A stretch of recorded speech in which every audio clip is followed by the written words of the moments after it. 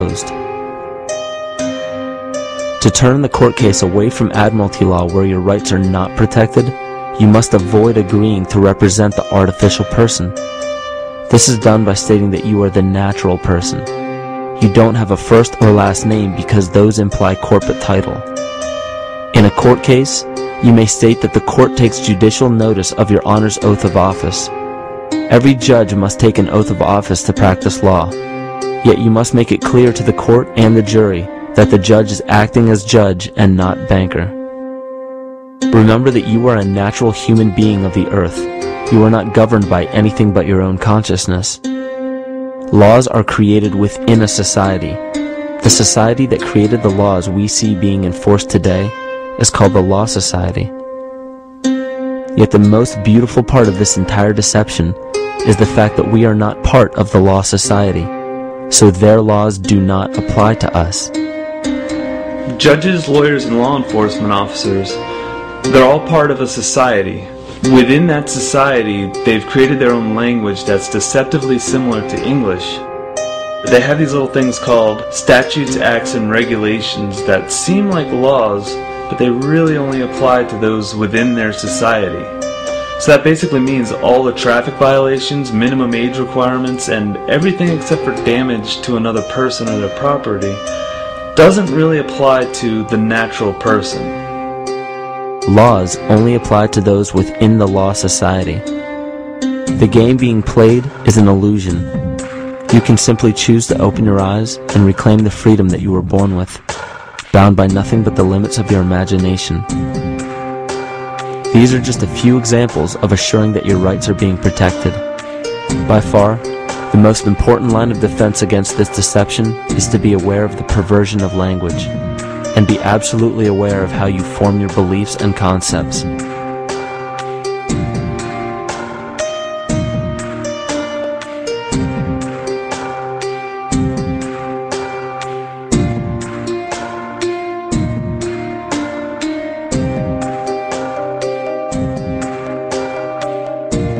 In all forms of the perversion of language, there is a mirror reflection of this in the microcosm of the psyche.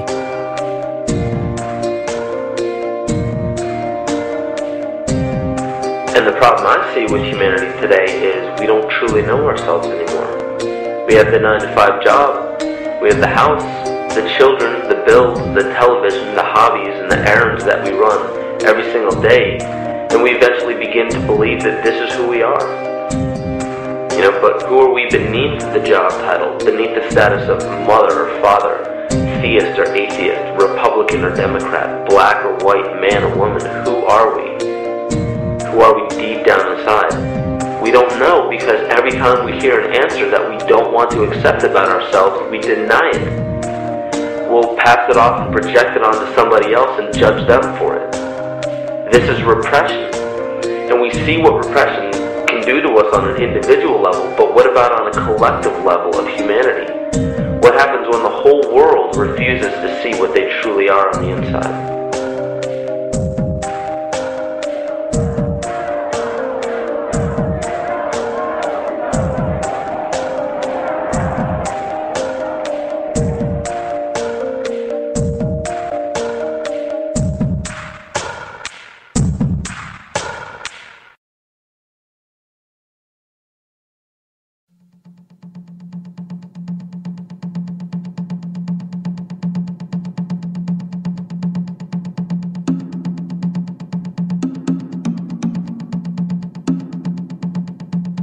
Carl Jung discovered that there is a collective unconscious connected to all humans, meaning that the whole of humanity shares a single mind with one another.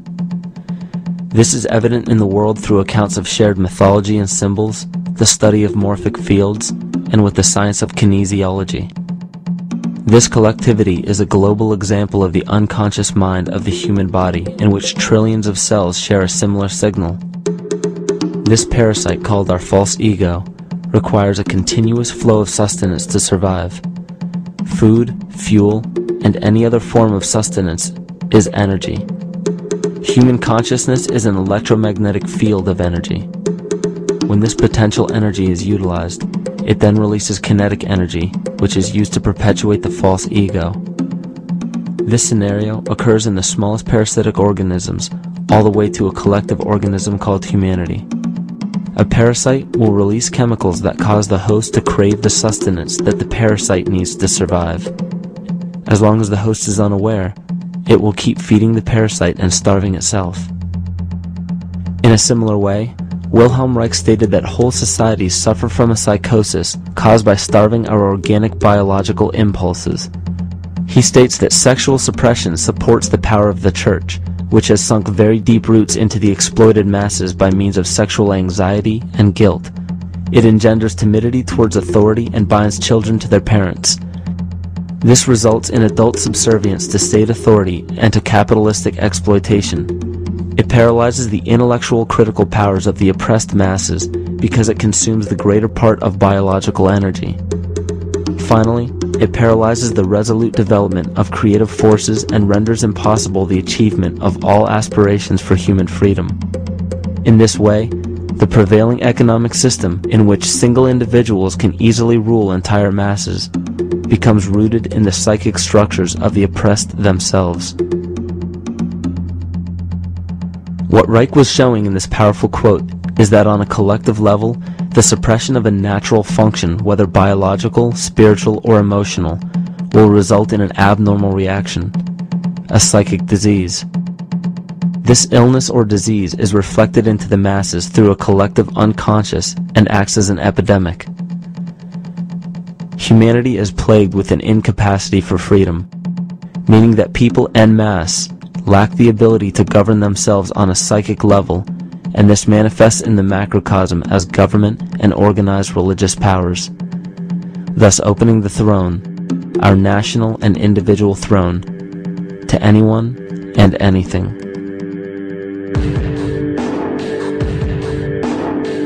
Enter the infamous rulers of the earth, the patriarchs of civilization, political, social, economic, and spiritual dictatorship, psychic tyranny.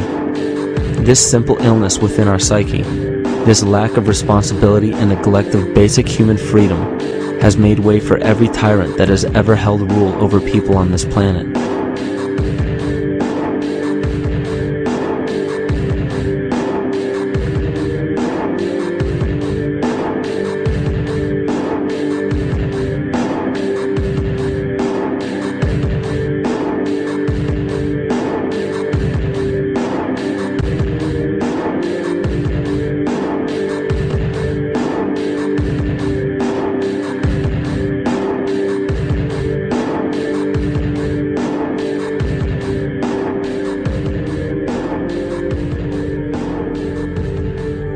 But these oppressive tyrants that are demonized by the masses are no different than us.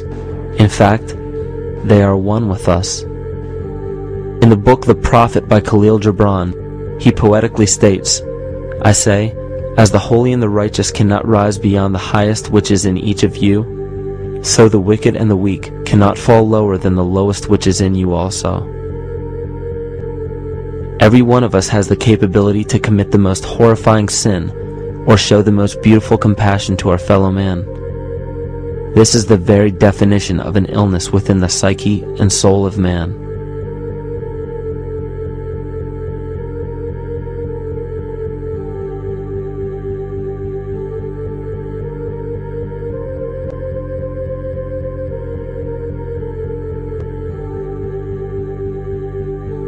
Think of any position of power that you believe to be above you. Royal families, government leaders, the United Nations, financial organizations, corporate monopolies, and media juggernauts. These are all facets of our false ego.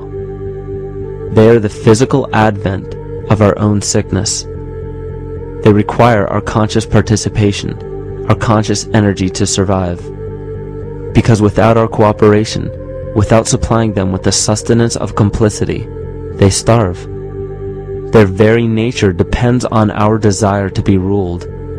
And a typical symptom of the illness among humanity today is our continuous denial of our illness.